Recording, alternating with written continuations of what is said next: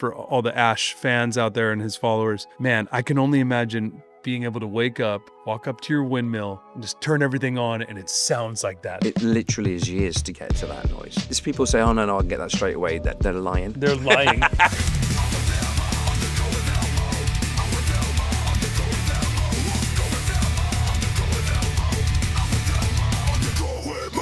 All right. Oh, I got a low count. What is up, everybody? We are on the go, and I'm sitting here with my homie, Ash Soan. What's up, mate? Ash? Good to see you. It's been a while. It's good to see you, even though we've already been hanging for the last 2 hours. But so we were texting. Ash just flew in, and after playing, you did Snow Patrol in the U.S. and you did Ariel, your duo, with Ariel Posen, which is sick. And now he's like, oh man, I'm heading to Heathrow. I can swing by the hotel. So he's flying to Abu Dhabi tomorrow to go play my friend's festival in Abu Dhabi. Nuts. You're playing with Snow Patrol. You're playing at Club Social. So big shouts to Omar and Bragg and the whole team throwing Club Social in Abu Dhabi. I'm going to be in Abu Dhabi a week after you, so we're just missing each other. But we got to hang right now. So amazing, yeah, mate. And we're having this incredible conversation on, of course, drumming and musicians and people who can actually play, like Ash. But one thing, and the modern day world, and one thing I was just about to ask him, and I was like, bro, let's just throw up the mics real quick. But yeah, because when I think about you, like, you're so known for your tone and your playing in your pocket and that wonderful smile. But what made you start making videos at your home studio? Because you were like one of the first people doing it with high quality audio. Yeah. Well, it's easy, that one. Basically, the Instagram started taking off as I was building my studio. And I got convinced to jump on Twitter by a great musician. And I thought, I'll give it a try. And it was a slow burn, Twitter. But then Instagram came along and I thought, you know what? I just want to document the build of my studio. Yeah. And at first I just put some literal pictures of just the guys working on renovating my windmill. Yeah. And then when your windmill studio. Yeah. It was an old windmill. You already had a windmill on your property. There was remains of a windmill. Remains of a windmill. Yeah. So the build was interesting. Yeah. And I documented that. But then when I got it in there, I just built it to actually put my gear in. It wasn't really to be built for a studio. And a producer friend of mine said, what's it sound like? And I said, it sounds cool. He went, stick a mic up in the middle of the room, play drums and send it to me. So I did it on GarageBand, sent him this mono mic. On GarageBand with the mono mic. Right. And he goes, he's a proper engineer, Grammy Award winning producer. He just went, it sounds great. I'm like, okay. He said, and then it went from there. You could buy 2 microphones and a little duo, or you could jump in and invest a little bit of money, buy some speakers and invest in some microphones, which is what I did. Yeah. And I didn't know any doors. I didn't know how to. So I dived straight in on Pro Tools because that's what all the producers that I was working with at the time. Yeah. This is 13 years ago, whatever. Yeah. They chose the hard route. Just go straight to Pro Tools. Let's just go to the hardest one ever. And if you get it right, and do it. Pays dividends. Yeah, and it sort of made sense because that's what they were using. Yeah. And to sort of be taken seriously back then, Pro Tools was the one. Yeah. GarageBand certainly not. And it was like, well, you've got to, if you want to come across like you know what you're doing, you've got to learn Pro Tools, which is what I did. So then I started putting, as I was learning the sounds and where to put microphones and all the basic stuff, I started putting videos on Instagram. Yeah. And probably, I'm not sure 100%, but I'm probably one of the first guys to actually put a video up that had multiple microphones in a room rather than just a phone leaning up against a box. Yes. You know, and it wouldn't have sounded great. I actually have got my first one, which I could post again one of these days. That would be great. Also coincided with FIRTH doing the VF15, which was because Instagram originally, of course, was only 15 seconds. Yes. So it was like a 4-bar groove, and then you're out. I remember when Ben Davies called Yeah, me about yeah. VF15. Yeah. It was like, man, I just saw this hashtag. Yeah. Hey, will you post a 15-second That's probably video? when I met you first. Yes, that is. We met at a dinner Yes. or a lunch or something with like, I think it was a Vic Firth. Yeah, and Joe and Ben. Yes, yeah. With big shouts to Joe and Yeah. in like you were in LA. Yeah. That was in LA. Yeah. And but I remember when I met you, I was like, oh, I've already seen you on Instagram. You had already started already posting. started, yeah. And then of course you already had your full actual legitimate career before then. Yeah, So you before the internet. Before the internet. You were an actual session drummer making a living. Yeah. But you were like the guy from London that did the high quality sounding videos in this like crazy looking room. Yeah. And grooving super sick. So when I met you, I was like, okay, that's great. So, but that's really inspiring to hear that you learned Pro Tools because of this. You're like, oh wait, my room sounds good. I got this great room. Why don't I just start making videos? Let's make it sound good. I need to learn how to do this platform. Yeah, I need and to learn this DAW. To learn the software was ultimately to do what I thank the Lord I've ended up doing, which is doing remote sessions. Yes, so now we're 12, 13 years later, and there's some Grammys come from that. You're making #1 hits in the number WINDMILL. one records. Yeah, the last one was Tate McRae. That's so cool. From there, and you think it's nuts, really, that that's now going on. You know. So VF15, let's go back to that. So VF15, I totally forgot. I remember Ben asked me to do it, but I was one of the drummers that did it, but with a crappy, just the phone didn't mic it up. Right. And then you come along. And I'm responsible for making everybody turn into fucking videographers and everything. Yeah, you made us all step up. You made us step up. Yeah. Because it's crazy to think about Instagram only being 15 seconds, because I remember VF15, but I didn't remember that it's because videos were 15 seconds. That's all it was. Yeah. And the other thing as well, this is crucial. Back then, the algorithm was non-existent. So if you had, and I remember, I think at the time I met you, probably about 30 or 40,000 followers. Yeah. You could earn and gain 5,000-6,000 followers a week. Yeah. Because those 40,000 people would all see your video and they would hopefully all share it. And then the algorithm hell that we're living in now is that, not even the first fucking 5 people that followed you get to see the video. I never saw that one. Yeah. It's not in the normal insane aesthetic that you do, so it doesn't hit the algorithm. Yeah. I know, it's crazy. It's nuts. It's crazy. So I was very lucky I got in early. Yeah. And so I watched it grow in front of my eyes. Yeah. And I realized with that 15 seconds, I've got to put in a nice little Steve Gadd type groove with a lovely little climax of a beautiful lick or something at the end of it in 4 bars. Yes, in 4 bars. Right, yeah. And then you grab people's attention, and I just got really good at it. You got really good at it. Meanwhile, one of my first proper sessions that I got there was Jeff LORBER. Was one of the first people to actually go, I'm going to actually hire you to play on my record remotely. Wow. And I did it, and it was with Vinny was on that record.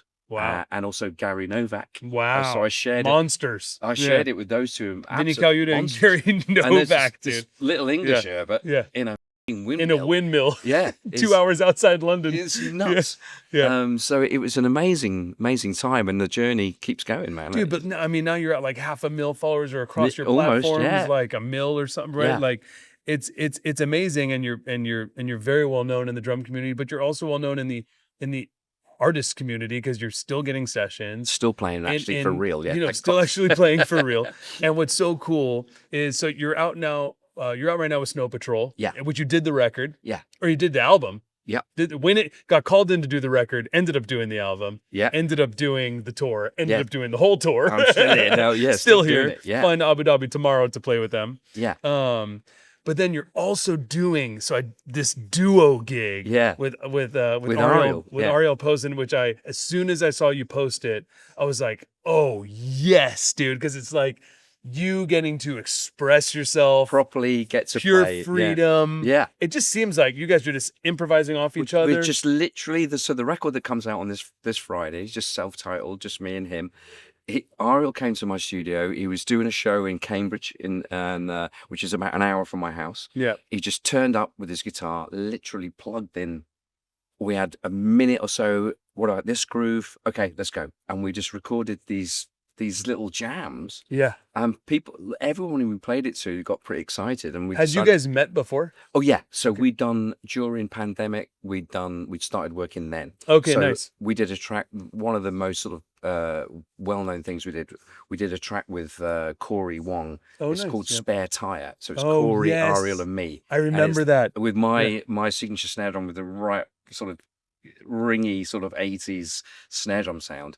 That's you can get that on that's on all the streaming platforms. Spare Tire. So you guys did that together. Yeah, we did that, and then I did his EP called Nice. Downtown. Then he played on my EP. Okay, so great. We've so there's found already yeah. a real relationship. You guys understand each other. So then he comes over. He's playing near you. And this was when we actually played together in the same space. Nice. Right.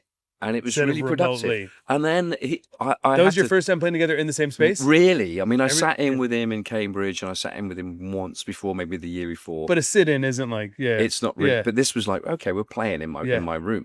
And you guys just hit record, or you made some jam, and you filmed it too? Yeah. Nice.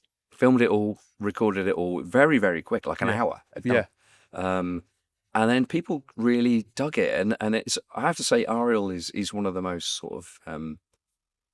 He works so hard, and he's always coming up with really brilliant ideas. It was his idea to do a gig in New York, which we did when I was out with Snow Patrol, literally last week.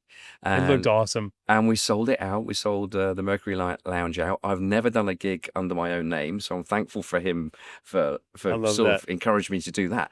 But it was exactly what we hoped for. People just dug it. We're just playing right in front of your eyes. That's it. It looked super energetic. Like I could feel the vibe coming out on the phone. It's really cool. Yeah. And so the record's out Friday. Bandcamp for starters. Nice. And then eventually it'll be on platforms. Got to do Bandcamp first for sure.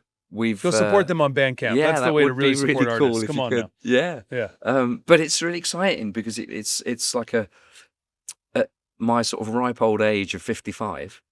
Ripe. Perfect. I am now just a little bit soft. A little soft.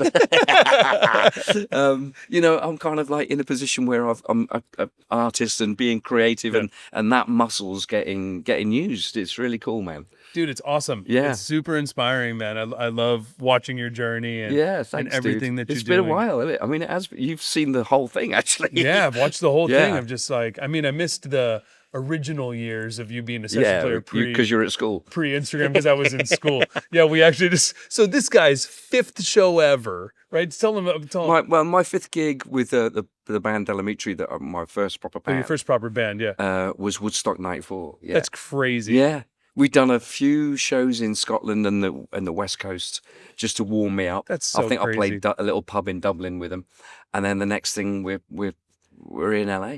And rehearsing with the Chili Peppers in the next door. That's crazy. Rehearsing for Woodstock for Woodstock '94. I remember that performance. Yeah. And then you guys did Van Halen. We supported Van Halen, the Stones, Bon Jovi. And on that Van Halen tour, that was my first concert. Right. I ever went to when I was 10 years old. Alex with the neck brace. Yeah. Alex Van Halen with the neck brace still playing, just hot for teacher. I couldn't believe it. It's perfectly still. Yeah, brilliant drumming. Panama, just. Yeah, very cool times, and that was just about pre-internet. That. Right. Well, dude, it's so cool. So look, we're gonna do a proper Ash interview. We're gonna do the full. I'll be out and we'll do one. Yeah. Yeah. Either next time you're in LA, or we can always do the remote one. It's just more fun in LA. Yes. I would love. We've got to get you and Ariel out to do an LA gig, man. I'll help. Book it. There's a possibility we might be able to do one in May, end of May. So we're getting excited. Either LA, Chicago, Stanton has been. He's a good mate of mine, Stanton Moore. So he's been looking at New Orleans. Why can't you just do all of them? Maybe you should do run. Well, this is the kind of guy I like. Come on. Why don't we do all of them? Dude, Maybe I'll hook you up with Ariel. You can't drive around in the U.S. It's too far. Yeah. Would you do Tipitinas with Stanton, maybe? It's too big. Oh, yeah, that's a big room. But he's got some really cool places that he knows. New Orleans has all the sick, like cozy venues, 200 cap venues. Exactly. And then they'll eat it up too. The standing sort of 200 is the place, because the atmosphere when you're creating like that on stage, and there's definitely chemistry between me and him. Yeah. It's palpable. People are like, you can actually feel it, man. Yeah. It's mega.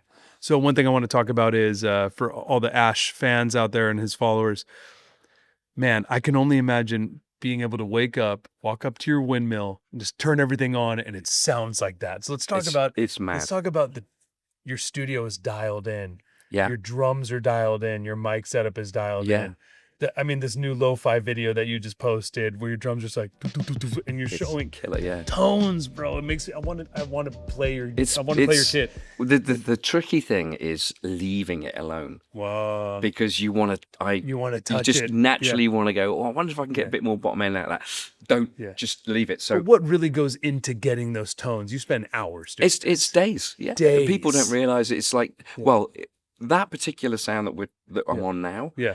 It's taken me years because, without getting too sort of deep into the sort of technical side of things, but compression, as soon as you start opening up a compressor to do that wonderful sucky sort of thing that it does with the Beatles and stuff, it does that, but it also, there's a bad thing that it does when you start slamming a compressor like that. It turns everything else up. So you've got to try and counter the bad stuff, and it takes years to figure out where does a kit need to be, where does a mic need to be, how much dampening, should I gate it going in, like there's so much really. It literally is years to get to that noise. Wow. Really. Wow, dude. And if people say, oh no, I can get that straight away, that they're lying. They're lying.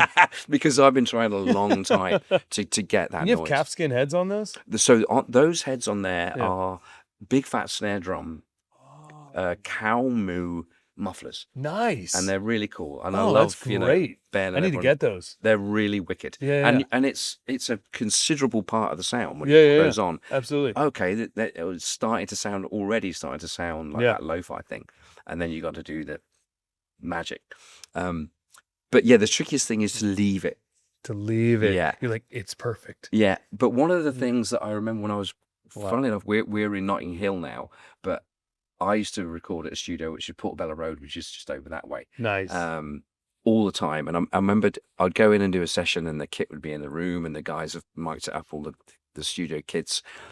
And one of the things I said to them back then, this is like 20 years ago more, like, what's the most annoying thing about a drum session? And they go, well, you spend all day getting a brilliant kit sound, and then you take everything down. And I'm like, if I ever get a space, I'm just going to leave it.